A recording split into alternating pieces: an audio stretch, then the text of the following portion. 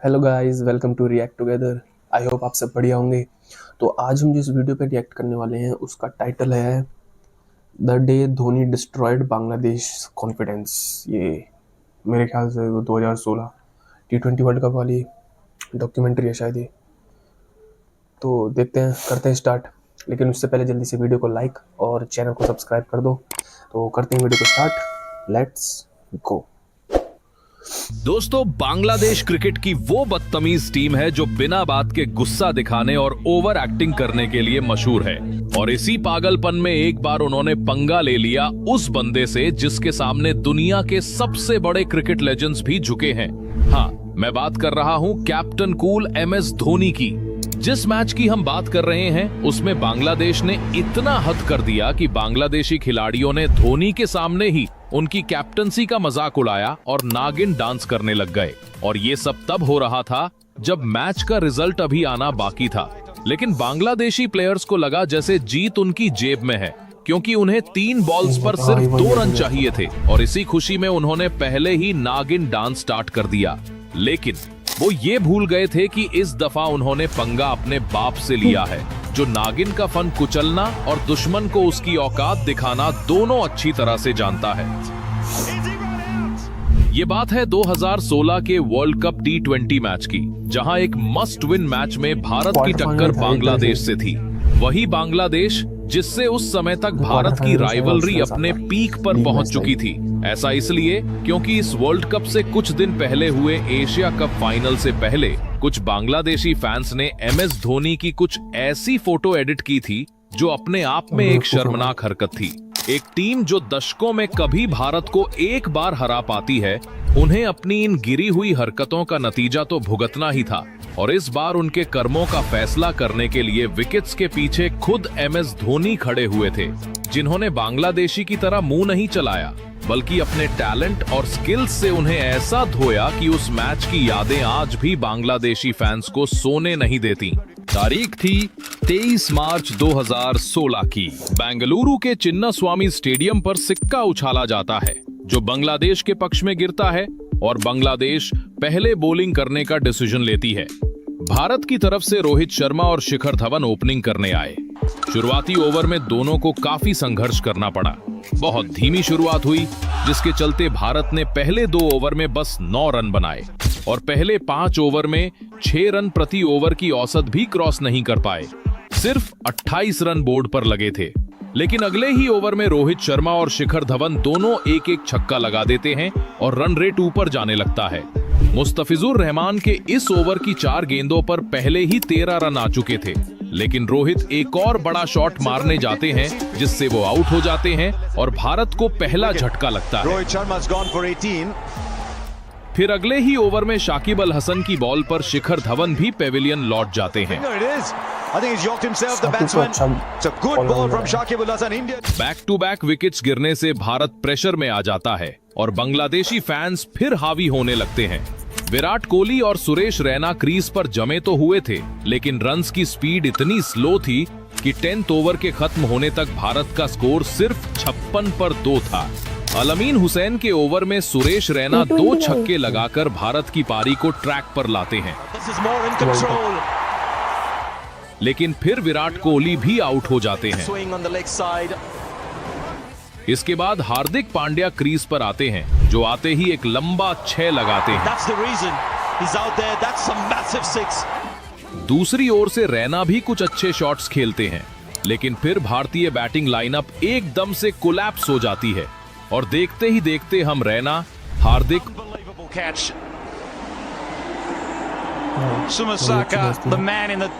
और युवराज तीनों के विकेट्स खो देते हैं। इसके बाद धोनी और जडेजा कुछ शॉट्स जरूर खेलते हैं, लेकिन वो पारी को ज्यादा बड़ा नहीं बना पाते और भारत निर्धारित 20 ओवर में 7 विकेट पर सिर्फ 146 रन बना पाती है।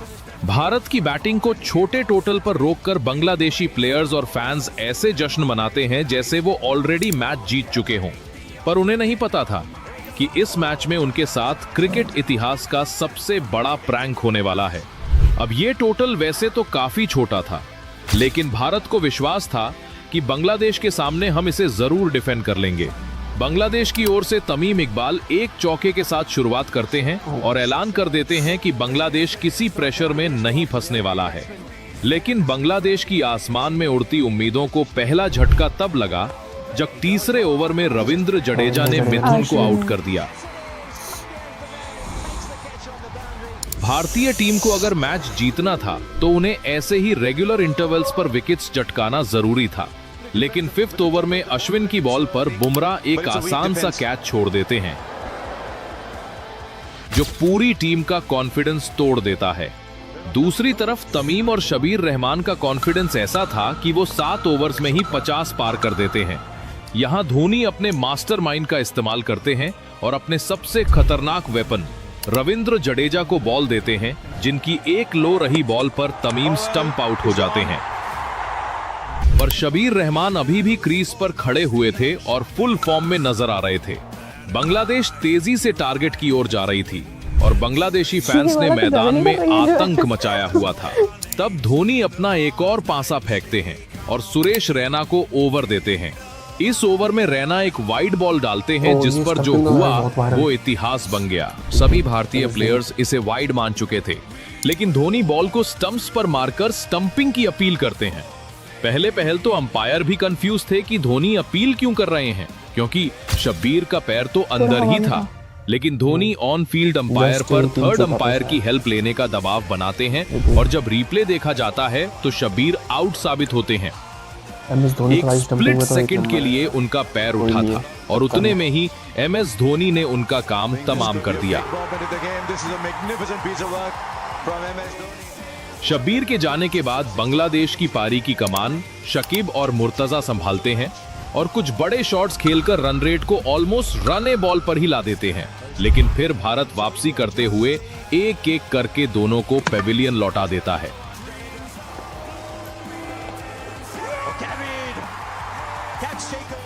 हालांकि बांग्लादेश के पास अभी भी काफी फायर पावर बची हुई थी। बांग्लादेश की ओर से सौम्या सरकार और महमूदुल्लाह क्रीज पर आते हैं और टीम को टारगेट के और करीब ले जाते हैं। अब बांग्लादेश को 3 ओवर में 27 रन की जरूरत थी और बॉल आशीष नेहरा के हाथ में थी। नेहरा के इस ओवर में सौम्या सरकार एक करारा चौका लगाते हैं, लेकिन फिद को कैच आउट भी करा बैठते हैं। हालांकि महमूदुल्लाह भी इस ओवर में एक चौका जड़ देते हैं और बांग्लादेश के लिए जीत की इक्वेशन 12 बॉल्स पर 17 रन की हो जाती है। तो ये बड़ा इजी है। पारी का 19वां ओवर MS धोनी जसप्रीत बुमराह को थमाते हैं, जो उस समय तक अपनी यॉर्कर बॉलिंग के लिए काफी फेमस हो चुके थे। बुमराह धोनी की उम्मीदों पर खरे उतरते हैं और इस ओवर में सिर्फ 6 रन देते हैं। अब बांग्लादेश को जीत के लिए 6 बॉल्स पर 11 रन चाहिए थे और बॉल थी हार्दिक पांड्या के हाथों में। ऐसा इसलिए क्योंकि धोनी अपने सबसे अच्छे बॉलर से 18वीं और 19वीं ओवर पहले ही करवा चुके थे। बांग्लादेश की ओर से क्रीज पर थे महमूदुल्लाह, जो पहली बॉल पर सिर्फ सिंगल ही ले पाते हैं और मुशफिकुर रहीम को स्ट्राइक देते हैं। ओवर की दूसरी बॉल पांड्या ऑफ स्टंप पर वाइड लाइन डालने की कोशिश करते हैं, लेकिन रहीम इस पर कवर्स की ओर एक करारा चौका जड़ देते हैं। अब बांग्लादेश को 4 गेंदों पर 6 रन चाहिए थे। रहीम अच्छे से जानते थे कि पांड्या अगली बॉल फिर से आउटसाइड ऑफ करने की गलती नहीं करेंगे, इसलिए वो बॉडी लाइन बॉल के लिए बिल्कुल तैयार थे। पांड्या ऐसा ही करते हैं और रहीम उसे स्कूप करने की कोशिश करते हैं। अब वो शॉट को मिडिल तो नहीं कर पाते, लेकिन बैट का एज लेते हुए बॉल विकेट कीपर धोनी और लेग साइड पर खड़े फील्डर के बीच से बाउंड्री के लिए निकल जाता है। इसके बाद तो जैसे मैदान में मौजूद सारे बांग्लादेशी फैंस खुशी से झूम उठते हैं। मुशफिकुर रहीम मैदान पर उछल उछल कर सेलिब्रेशन करने लगता है, क्योंकि उसे लग रहा होता है कि बांग्लादेश यहां से तो आसानी से जीत जाएगी। अब बांग्लादेश को सिर्फ 3 गेंदों में 2 रन की जरूरत थी और सबको लग रहा था कि बांग्लादेश भारत को हराकर इतिहास रच देने वाली है। यहाँ पर तो एक सिंगल भी बांग्लादेश को कम से कम मैच ड्रॉ करवाने के लिए काफी था। सिचुएशन इतनी नाजुक थी कि हर बॉल पर फैंस की सांसें अटकी हुई थी। धोनी ने हार्दिक पांड्या के पास जाकर एक बार फिर से बात की और फील्ड को अपनी सोची समझी स्ट्रैटेजी के हिसाब से सेट कर दिया। चौथी बॉल आई और मुशफिकुर ने बिल्कुल उसी जगह करारा शॉट मारा जहां धोनी ने पहले से शिखर धवन को तैनात किया था। बॉल सीधा धवन के हाथों में जाकर चिपक गई और बांग्लादेश को एक झटका लग गया। हालांकि सिचुएशन अभी भी बांग्लादेश के लिए काफी इजी थी, क्योंकि उन्हें सिर्फ 2 बॉल्स पर 2 रन ही चाहिए थे। ऊपर से पिछली बॉल पर विकेट गिरते समय स्ट्राइक रोटेट हो गई थी और अब क्रीज पर उनके एक्सपीरियंस बल्लेबाज महमूदुल्लाह आ चुके थे। लेकिन 5वीं बॉल पर महमूदुल्लाह ने डेस्परेशन में बड़ा शॉट खेलने की कोशिश की और वो भी बाउंड्री पर खड़े जडेजा को अपना कैच थमा बैठे। पिछली 2 बॉल्स पर लगातार विकेट्स गिरने के बाद बांग्लादेश के हौसले टूट चुके थे। अब बचा था आखिरी बॉल। बांग्लादेश को जीत के लिए 2 रन और ड्रॉ के लिए सिर्फ 1 रन चाहिए था। स्टेडियम का माहौल इतना रोमांचक था कि हर किसी का दिल जोर जोर से धड़क रहा था। कमेंटेटर्स ये दुआ कर रहे थे कि भारत जीते नहीं तो कम से कम सुपर ओवर में तो गेम को पहुंचा ही दे। हार्दिक पांड्या ने अपनी आखिरी बॉल डाली और बैट्समैन ने शॉट मिस कर दिया, लेकिन दोनों बैट्समैन रन लेने के लिए दौड़ने लगे, मगर पीछे एमएस धोनी किसी शेर की तरह शिकार के लिए तैयार खड़े थे। उन्होंने बॉल को थ्रो नहीं किया, बल्कि भागते हुए स्टंप्स तक गए और चीता की रफ्तार से स्टंप्स को गिरा दिया। बांग्लादेशी बैट्समैन को लगा कि शायद वो क्रीज तक पहुंच चुका है और मैदान में बैठा हर दर्शक भी यहाँ कंफ्यूज था, पर एमएस धोनी पूरी तरह श्योर थे कि उन्होंने बांग्लादेशी बैट्समैन को पवेलियन का रास्ता दिखा दिया है। रिप्ले देखा गया और धोनी का दावा बिल्कुल सही निकला। बांग्लादेशी बल्लेबाज शॉर्ट ऑफ क्रीज था और भारत इस मैच को 1 रन से जीत चुकी थी। 1 रन से जीत गए। धोनी की मास्टरमाइंड स्ट्रैटेजी और उनकी लाइटनिंग स्पीड ने इंडिया को एक ऐसी जीत दिलाई जो हमेशा याद रखी जाएगी। वर्ल्ड कप में बांग्लादेश जैसी छोटी टीम से हार का कलंक धोनी ने अपनी लीडरशिप से बचा लिया और जो बांग्लादेशी प्लेयर्स कुछ पल पहले तक ग्राउंड पर नागिन डांस कर रहे थे, वो अब आंसुओं में डूब चुके थे। टीम इंडिया ने उन्हें ऐसा सबक सिखाया कि उनकी खुशी पल भर में उदासी में बदल गई। क्या आपने ये मैच लाइव देखा था? कमेंट करके बताओ। तो ये थी वीडियो बांग्लादेशी फैंस, मतलब 3 में 2 कोई भी बंदा खुश हो जाएगा यार, क्यों नहीं होगा। ये 3 में 2 भाई, 3 में 18 बन जाते हैं, 3 में 2 तो बहुत बड़ी बात है। छोट मतलब 3 में 2 तो बहुत छोटी सी बात है, सॉरी, बनने के लिए। और पीछे धोनी हो तो 3 में 2 भी मुश्किल है, वैसे देखा जाए तो 3 में 2 भी बहुत मुश्किल है अगर धोनी पीछे। पर वो छक्का मारने की कोशिश में ही वो आउट है, वरना वो हल्का सा सिंगल भी ले लेते तो हारते नहीं, टाई तो हो ही जाता, फिर भी सुपर ओवर हो जाता ज़्यादा से ज़्यादा। यहाँ तो छक्के मारने की 2 में 2 लगातार विकेट दे दी और आउट हो गए। तो ये थी एमएस धोनी की वीडियो। अगर आपको वीडियो पसंद आई तो वीडियो को लाइक करिएगा, चैनल को सब्सक्राइब करिएगा। मिलते हैं नेक्स्ट वीडियो में, तब तक के लिए बाय बाय।